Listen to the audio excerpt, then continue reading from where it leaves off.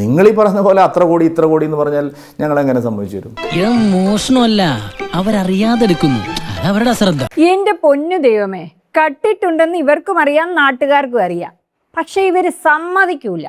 എന്തായാലും പുള്ളി പറയുന്നത് നിങ്ങളൊന്ന് കേട്ട് നോക്കിക്കേ. ഞങ്ങളുടെ സെൻട്രൽ ഓഡിറ്റ് ടീം കേരളത്തിലെ എല്ലാ മണ്ഡലങ്ങളിലും വന്ന് ഞങ്ങളുടെ തെരഞ്ഞെടുപ്പുമായി ബന്ധപ്പെട്ട സാമ്പത്തിക വിനിയോഗത്തെ സംബന്ധിച്ച് കൃത്യമായിട്ട് പരിശോധന നടത്തിയില്ലേ?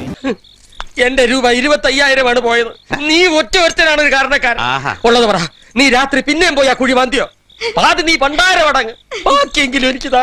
5-6 ലക്ഷം പ്രവർത്തകർ പിന്നെ ഇങ്ങനെ കാര്യങ്ങൾ ചെയ്യുമ്പോൾ 4-5 ആൾക്കാർക്ക് ഒരു പിഴവ് പറ്റിയെന്ന് പറയുന്നതാണ് ഇവിടെ ഹൈലൈറ്റ് ചെയ്യപ്പെടുന്നത്.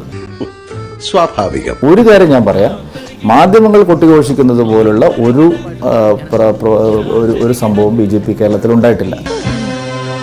എന്റെ ഈ അന്നസത്യം ഞാനങ്ങനെ ചെയ്തിട്ടില്ല. വെറുതെ കഴിഞ്ഞ ആഴ്ച നടന്ന കാര്യങ്ങൾ പറഞ്ഞ് എന്നെ നാറ്റിക്കരുത്.